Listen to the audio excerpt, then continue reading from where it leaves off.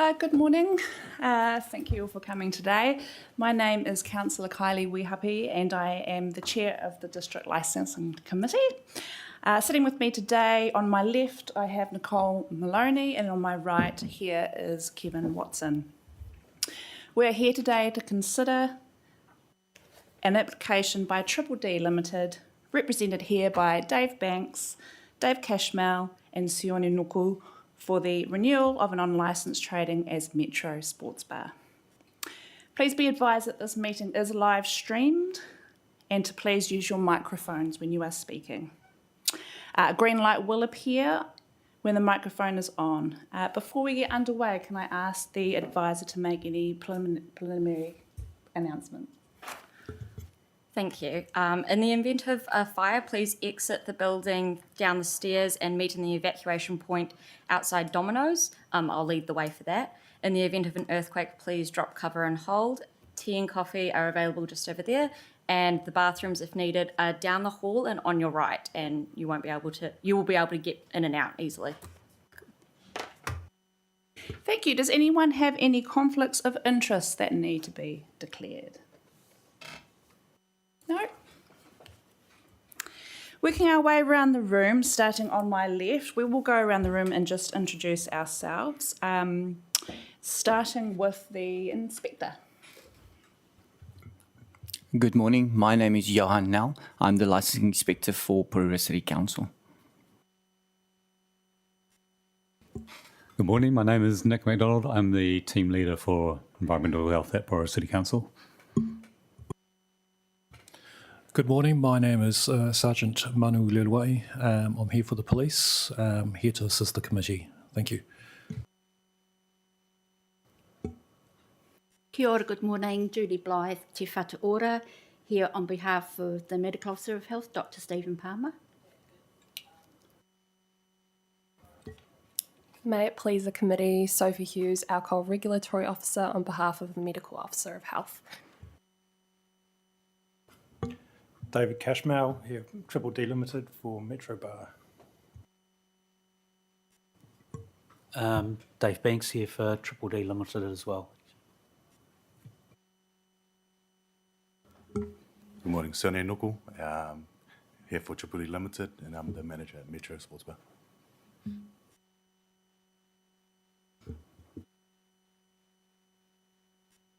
Thank you very much. We will hear from the applicant first to present their opening statement and any evidence that they wish to present. The agencies will have the opportunity to cross-examine if they wish. Everyone will have the opportunity to present evidence if they wish, and everyone will have the opportunity to cross-examine. As no oppositions have been reported, the purpose of this meeting will be discuss the minute that was issued on the 20th of March 2023. Does anyone have any questions about how this will progress? No. A waiver application was submitted under Section 208 to waive a missed public notice with reasoning of an administration oversight not in the applicant's control. This is approved by the committee. Before anyone presents evidence, they will be sworn in by advisor, and just a reminder that the criteria for the renewal of an on-licence is based upon Section 131 with aspects of Section 105. Okay, so now this is your opportunity to make any opening submissions. I would like to ask the advisor to administer the oath or affirmation, please.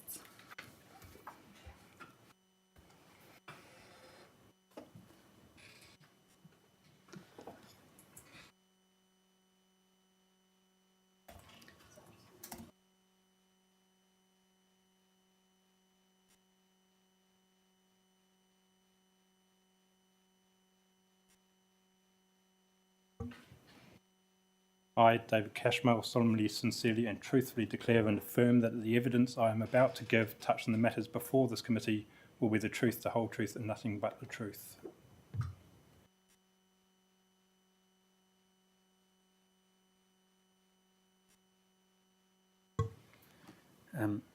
I, David Banks, solemnly, sincerely and truthfully declare and affirm that the evidence I am about to give touching the matters before this committee will be the truth, the whole truth, and nothing but the truth.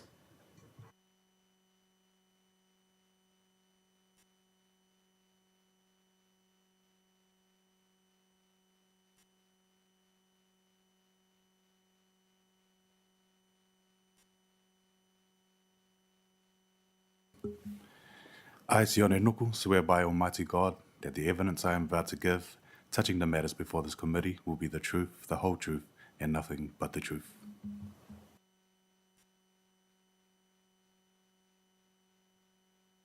All right, now I invite you to,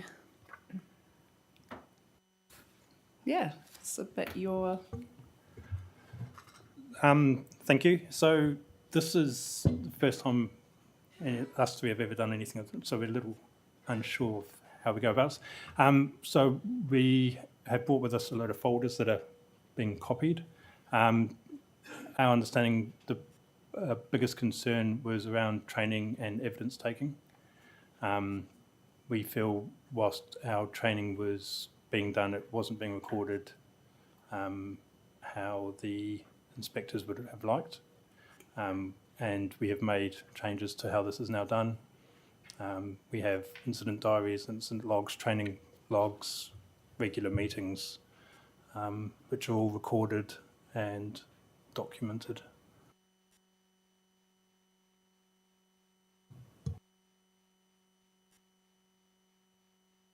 Okay. I would like to invite the agencies to cross-examine if you wish to. The inspector has no questions.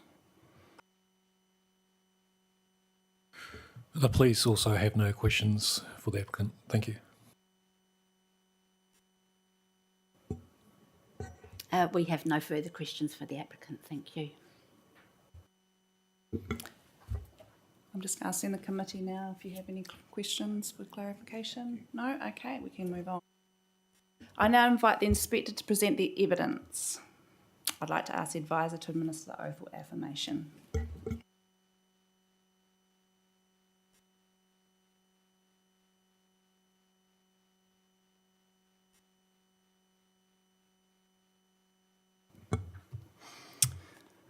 I, Johan Nel, swear by Almighty God that the evidence I am about to give, touching the matters before this committee, will be the truth, the whole truth, and nothing but the truth.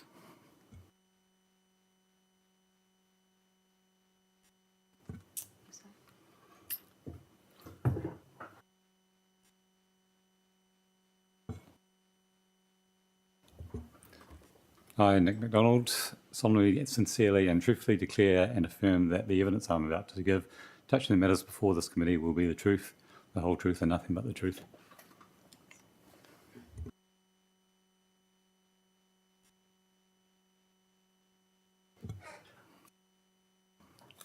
If it pleases the committee, I want to submit my report as read, and I have nothing to add to my report.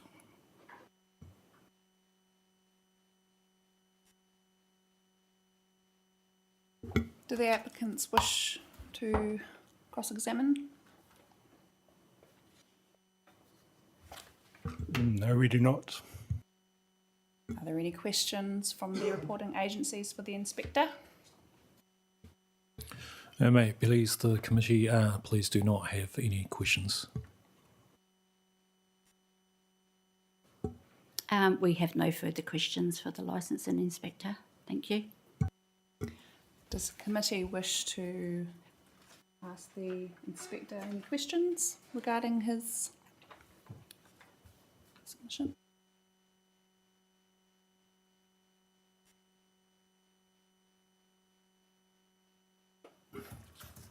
Find the green button.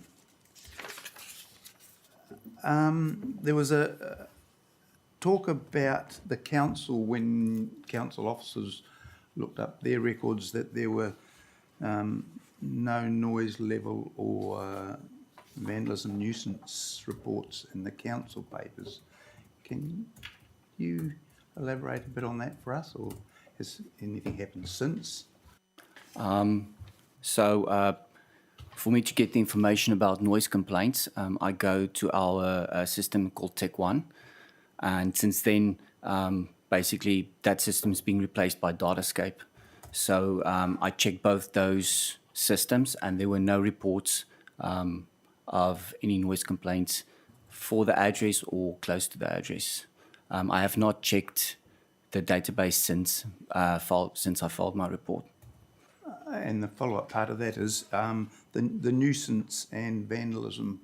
You had no. So I recorded in my report, I did record one instance of graffiti on the, I think it's Ferry Place, on a door opposite. I attached a picture in my report as well. It's the only, and the vandalism, I also put in my report and added pictures, but it was for the car park at the back, where a sign was damaged and concrete, which was also in my report. Thank you.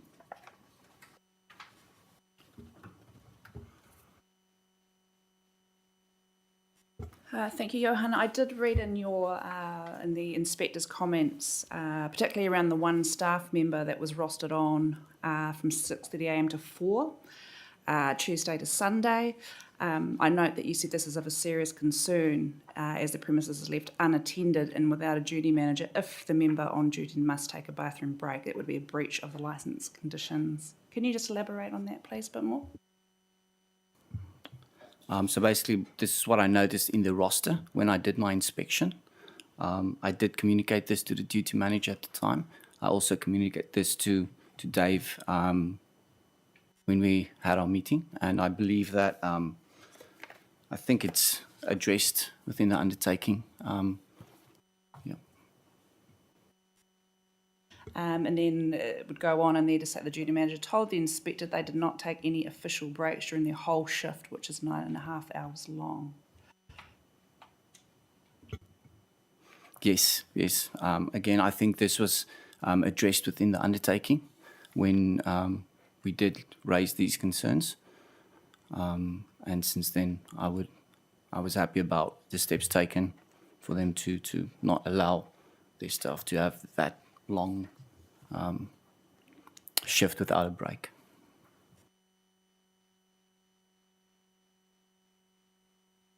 Are there any more questions from the committee? No? Okay, we can move on now. So I now invite the reporting officer to present their evidence and ask the advisor to administer the oath or affirmation, please.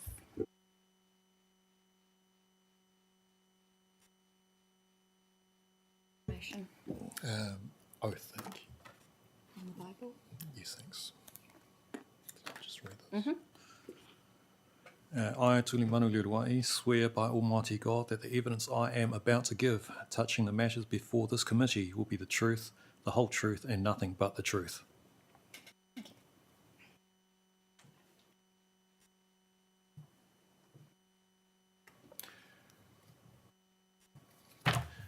If it may please the committee, if I could just submit my report and also subsequent email to be taken as read. Yes, thank you. Does the applicant have any questions for the reporting officer?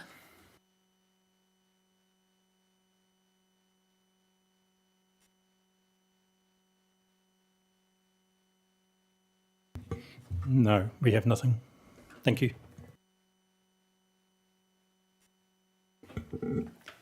CMOH have any questions for the reporting officer?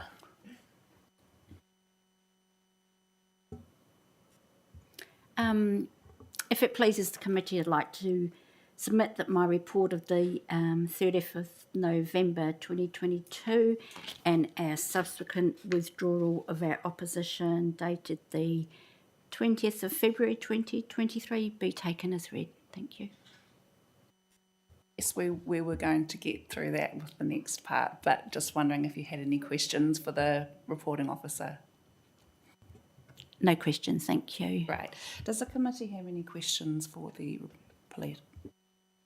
I've just got the one. This truncated period that is being suggested and it's a compromise.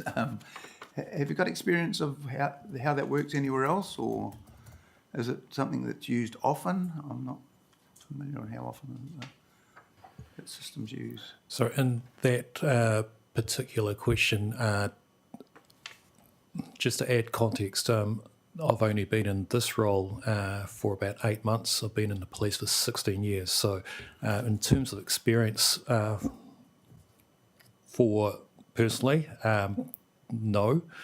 But of course, part of the truncated, the reasoning for the truncated period, because we had serious concerns, it was a good opportunity to monitor our concerns to make sure that the undertakings were actually working rather than leave it for 3 years and maybe it didn't work out. Then, of course, that's a whole nother year and a half of waiting before the next renewal period, if that makes sense, sir.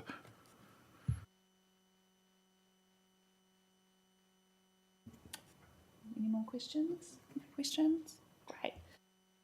So then we'll come to you. I now invite the Medical Officer of Health representative to present the evidence and ask the advisor to administer the oath or affirmation. Thank you.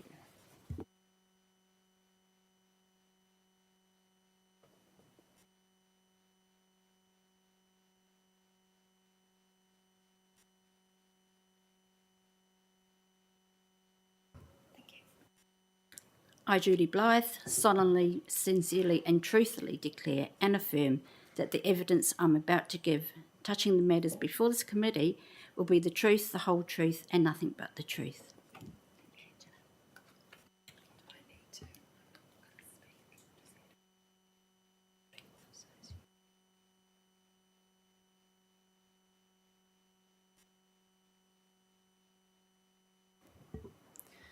I, Sophie Hughes, solemnly, sincerely and truthfully declare and affirm that the evidence I'm about to give touching the matters before this committee will be the truth, the whole truth and nothing but the truth.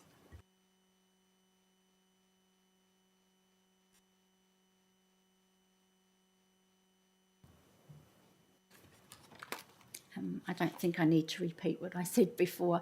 I would just like to add to what the police said. I've been in this role for 2 years, but prior to that, I've been a licensing inspector at the Hutt City Council for many years, and have had a lot of experiences with truncated periods, and that they seem to be very productive. It gives the applicant a shortened period of time, and it says to them that they're on notice, and that it gives the agencies time to monitor the premises to see that what is said will be done is being done. Thank you. Thank you. Would the applicant like to ask the MOH any questions? No, thanks. Any of the other reporting agencies like to ask any questions? Inspector has no questions. The police have no further questions, thank you. Does the committee have any questions? Hog the mic here. The example that you get of somebody being tossed out for being inebriated, is that an example of the policy working, or do you think it's not an example of the procedures that they've got in place working? If it pleases the committee, the example that we gave from one of our inspections when there's an intoxicated person was asked to leave the premises was a while before we actually sat down with the applicant and discussed our concerns that we had.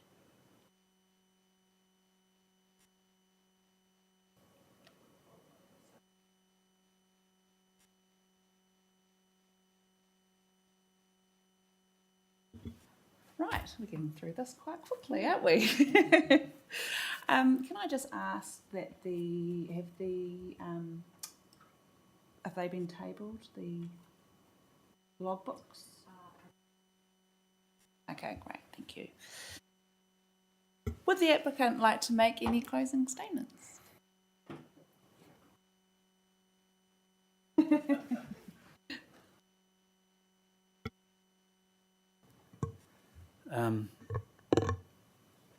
I I guess I'd like to just talk a bit about why we agreed to the shortened, truncated timeframe.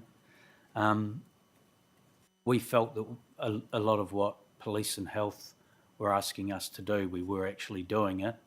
We were recording it. We weren't keeping records on site, which was one of their requirements. I do think there was a couple of things that we had to brush up on with regarding our staff and detailing what was put in the book. But I do think generally with regards to training and all that kind of stuff with our staff, we were actually undertaking that, just maybe not recording it well enough for police and health.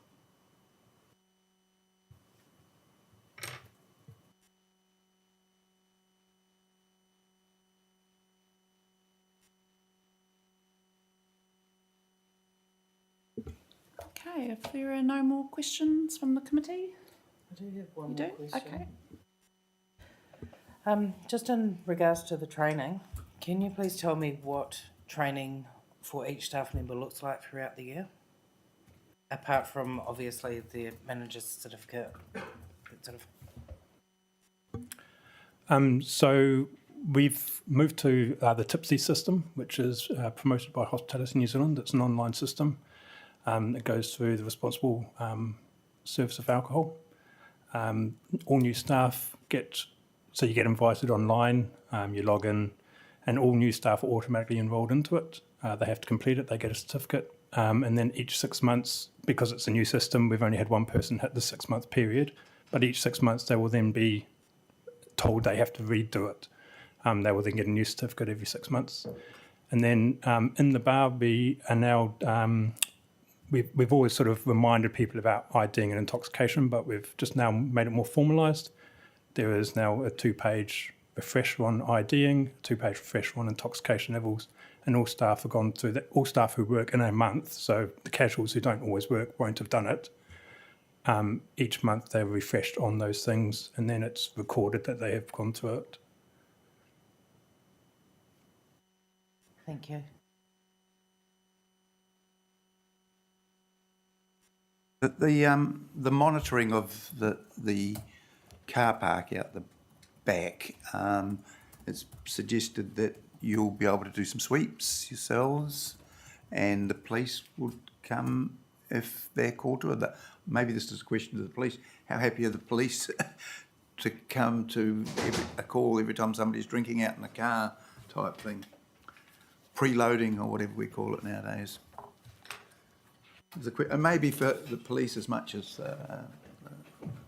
Sorry, can you, so your specific question is? Yeah, security, under this agreement about training, I think the training side of it seems to have been picked up all right, but the security and whether or not there's much of a problem in the car park at the back of the pub, suggestion is that you guys will put security sweep every now and then on some sort of timetable, and then if people are still drinking in their cars or whatever it is they're doing out there, it's suggested that you'll get in touch with the police. Is that a practical?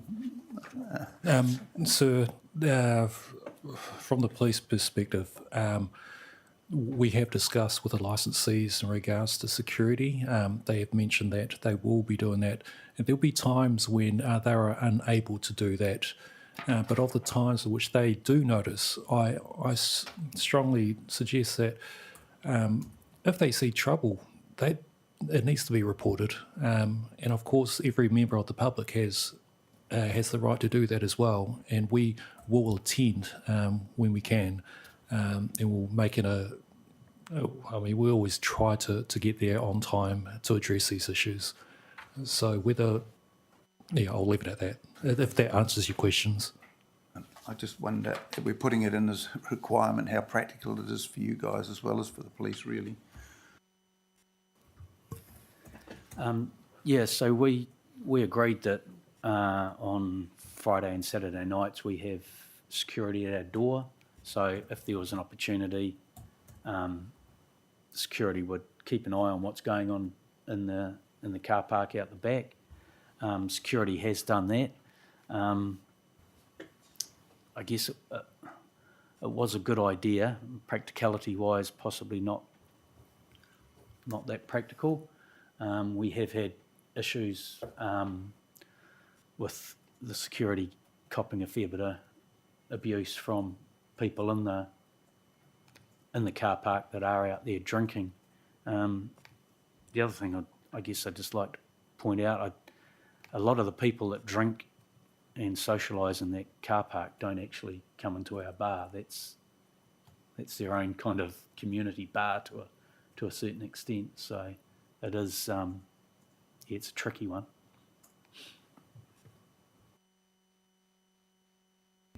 Could I just add to that police, not Mano's team, but are in discussions with us about putting an extra alcohol ban signage in that area as well. So.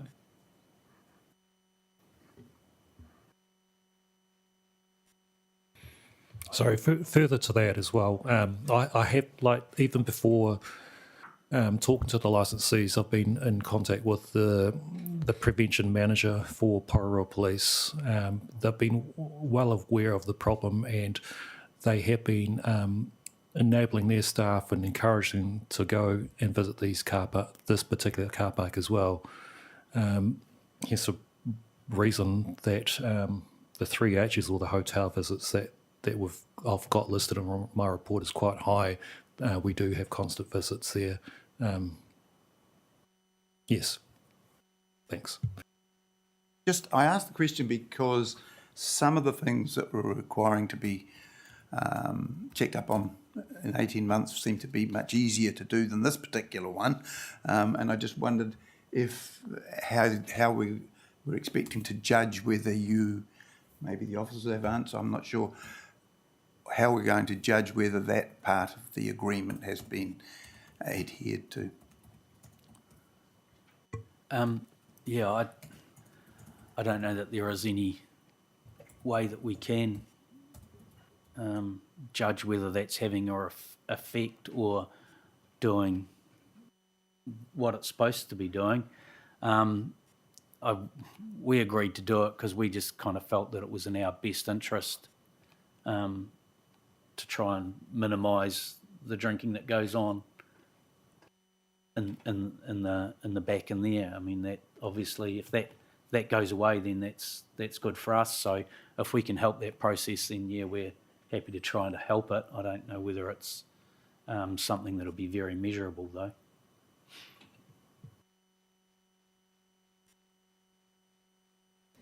Okay, just another question in regards to your rostering system.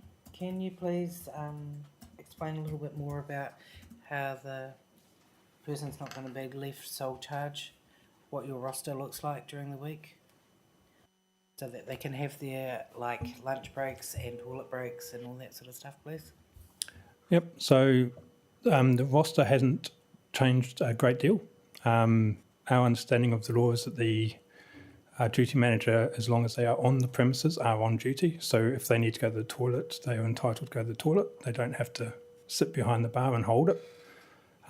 So having them go to the toilet or, having their lunch in the office, is not a breach of the law. They are still on duty. Having multiple staff working at the same time is not going to change how patrons are monitored or how they're served, during the day, which is when there was the sole staff member. At night, there was always multiple staff. When there was more people drinking, gaming, karaoke. So just a little bit confused. One person's sole charge from early morning and there's nobody. So if they go for a lunch break for half an hour or an hour, whatever they get, the bar's just left unattended? No, the staff, if they chose that they wanted to take their half-hour breaks, we would then look at doing that. They have said that they would rather be paid. They don't want to miss out on the money because obviously a lunch break is unpaid, so they are happy to work through, have their lunch at the bar, and not take a unpaid break and leave the bar. But isn't that breaching another condition? This is not breaching the Employment Act. They are allowed to say that they do not want to take a break as long as they are compensated for that time, which is what we are paying them for.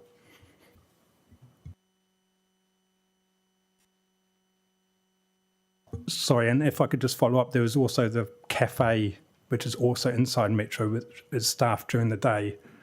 So they're not employees of ours, but there are other people, other staff in the venue.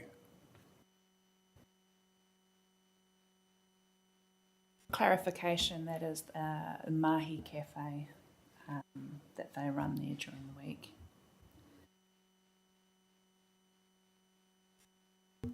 Sorry, and I just also want to, in the roster it says from 6:30 a.m, that we're not open from 6:30 a.m, so obviously they can take breaks and everything then. So the time period where their sole charge is from 8 a.m. till 3 p.m. when other staff come on, it's not for 10 hours or whatever it was. Yeah. I think I said 9.5 hours, didn't I? Yeah.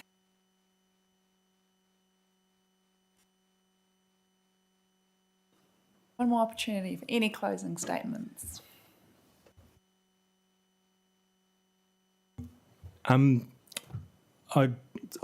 would like to think that we've shown our willingness to make improvements where it has been requested. And I'm sure the inspectors and the licensing agencies will see over time that the improvements they would like to see are being done. We want to see a venue that is successful. We're not trying to be the cheapest in Porirua. We're not trying to get trouble. We're trying to be somewhere where someone can come for entertainment. We're not a venue where you go and get pissed up all day and cause trouble. That's not what we want. So hopefully we're showing that. Thanks. Thank you very much. So the committee we will reserve our decision, and a written decision will be sent to all parties when finalised. We will do that within the next couple of weeks. We also will take into consideration the logbooks that have been presented to us today as well, and I believe that we will be getting those today. I'd like to thank everybody. Thank you very much to all the reporting agencies and to the applicant and to the committee here for coming along today. And I think that's it. It is 10:04 a.m. Well done.